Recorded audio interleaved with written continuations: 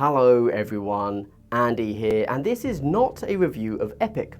Partly because how can you review an entire living game when you've only had it in hand for 2 weeks, but primarily because Games Workshop sent me this starter box, but the starter box doesn't contain a valid army?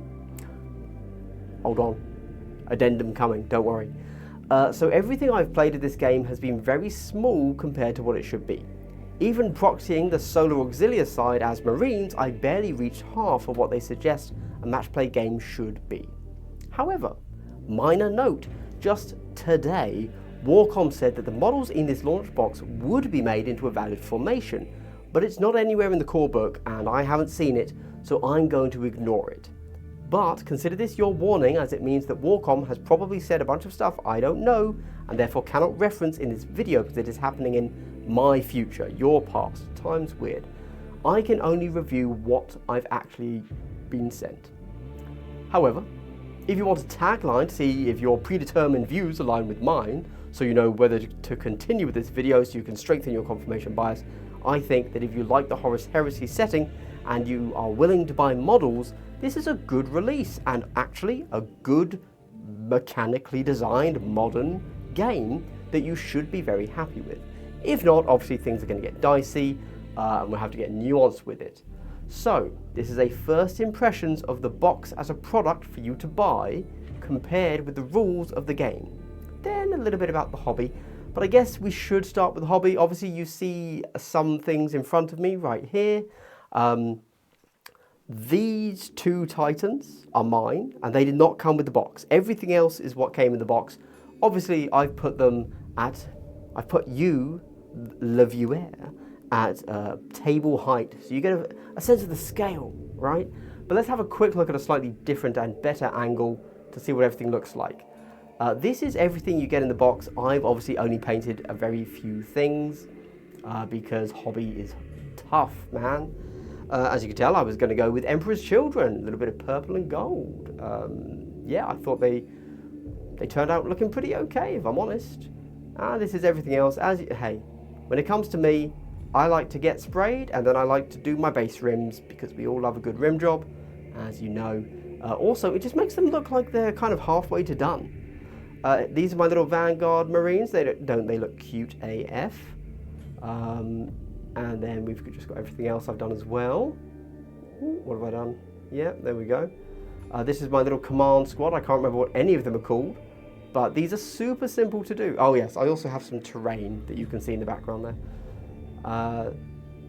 Honestly, if you like putting together all these kits, this is a pretty fun little thing to do. But I am going to say a little bit more when it comes to my view on the hobby aspect of everything a little bit later. For now, I just want to show you what the models look like when done by a not professional studio paid full-time painter, right? You know me, this is all contrast, obviously, and one metallic, which was just a rich gold from Molten Metals, Dark Star Molten Metals, and then the contrast black, which was, you know, just Black Legion, I think. So there you go. That's it. 3 color minimum, right? Oh, and the base was Space Wolves Grey, I think. There you go. Right, that's it. Everybody loves the hobby. I've done the hobby. Okay, if you like what you see here, I've also just done like a straight up unboxing of this box, which probably actually came out before this, so you've probably seen it. If you want to see like the sprues, and I've written a how to play, so hopefully I'm actually going to record that as well, but you never know, honestly. My motivation wavers greatly. So check those out on my channel, but first, if you're a subscriber to my channel, I would like to give you a big double hello. Wow, wasn't that wholesome? So if you need more of that vibe in your life, like, subscribe, and leave a comment. Big up yourself, bruv. Oh, and if you really like what I'm doing here, consider supporting me on Patreon, because if it wasn't for them, I'd probably be out rope shopping right now instead of making content. Okay, let's begin. Firstly, I'm going to have a moan about the Horus Heresy setting. Boring AF. Yes, AF of course means as foretold. I have zero interest in it. Like legit none. It seems to have become a Games Workshop wanking itself off setting, and frankly nothing on the tabletop about Horus Heresy excites me at all. Waves of Marines is boring. The fact they're different colours doesn't make it exciting, although big up GW for encouraging fighting people a different colour from you. Stay classy. Removing Xenos sucks. I have zero interest in Horus Heresy as a setting.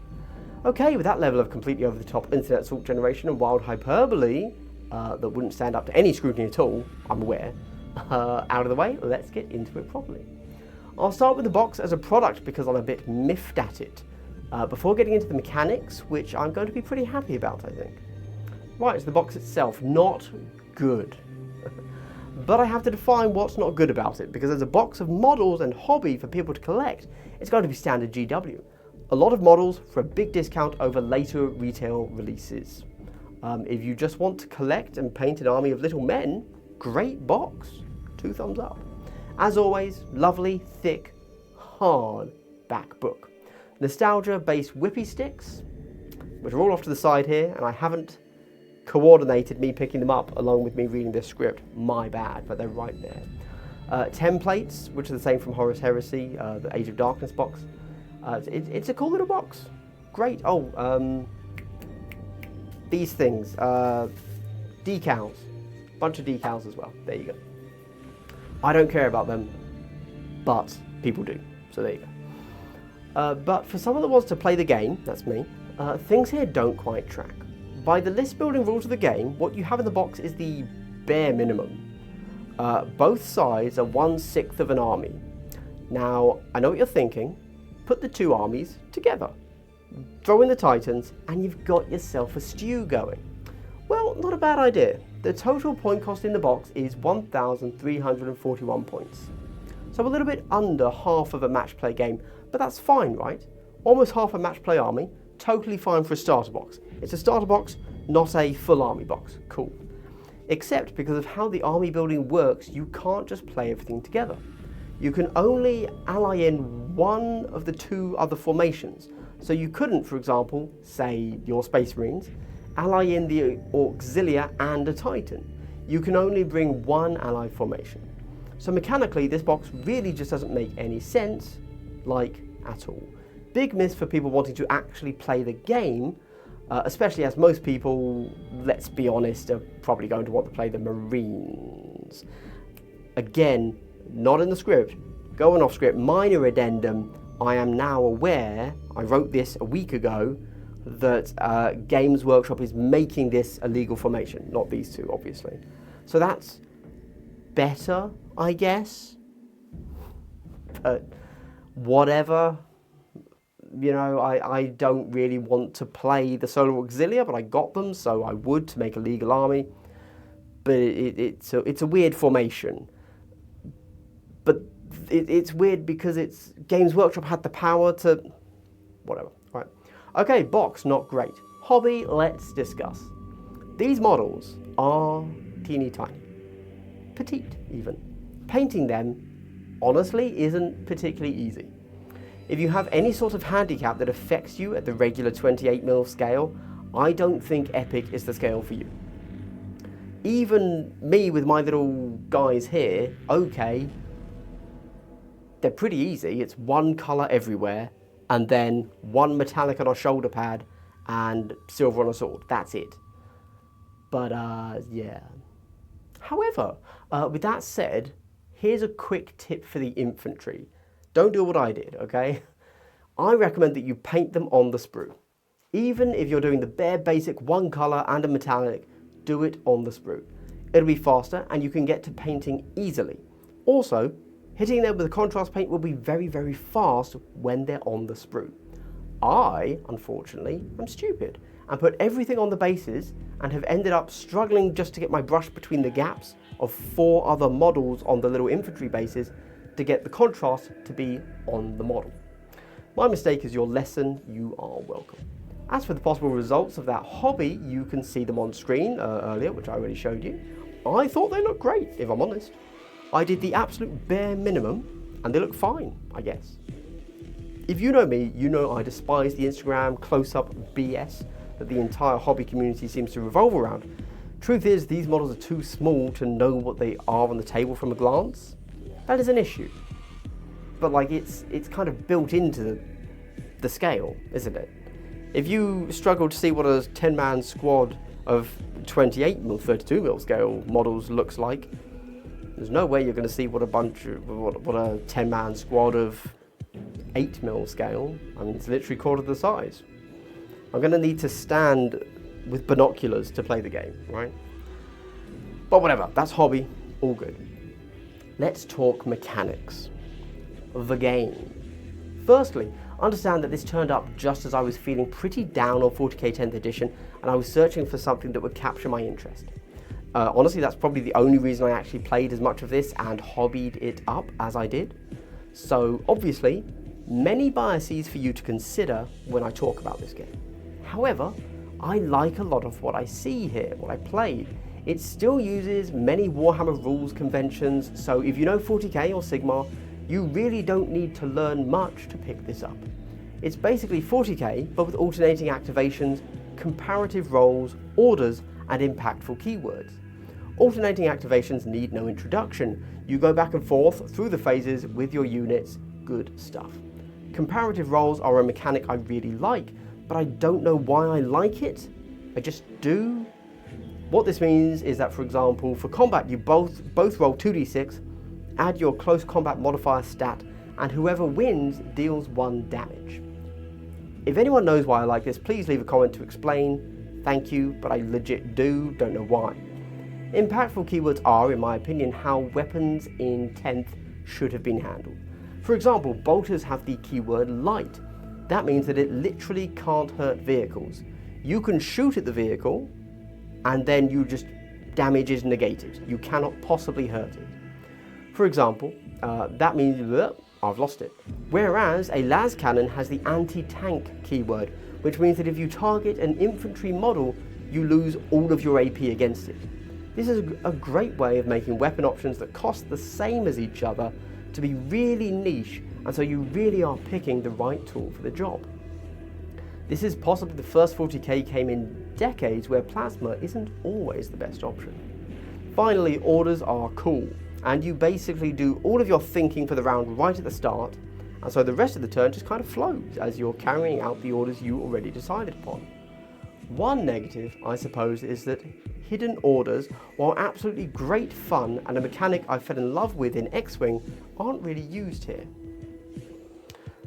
They are hidden orders, which is great, but it's a little bit nothingy. It's fine, just not as impactful as in X-Wing. That's all I'm complaining about. So it felt a little bit flat when I first saw that there were hidden orders and I expected a certain thing, but it's no biggie though. I do have one additional complaint, and that's why I was just fiddling around over here. These are the orders, okay? They look fine, mechanically good. However, and I'm just looking at them now, you're supposed to put these down and they are hidden orders. So you put them down and then you flip them over to reveal them. These are double-sided. So's the... Oh, there you go. So this one is hidden. This one isn't. I don't know why. Also, this is like A4 office printer paper. But you have to use these every turn. Like every game, you're gonna wear through these in seconds. I don't really know what GW was thinking with that one. For me, these tokens are like, they're the first thing, if you're gonna pimp your core box, that's the first thing you have to buy, new tokens, because you're gonna wear through those in seconds. You're gonna lose a few, you're gonna rip them, they're just going to get worn. They're probably gonna start to delaminate.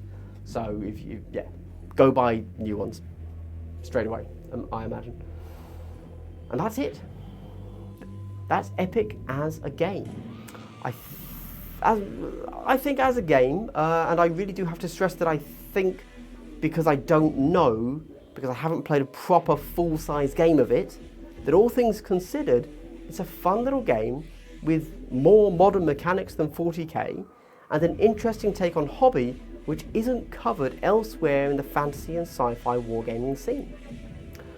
So, if you've made it to the end of the video, I'd like to give you a big triple hello. Thank you so much for watching. I hope this has been fun for you to look at these big models. Yes, I wish I'd painted them too.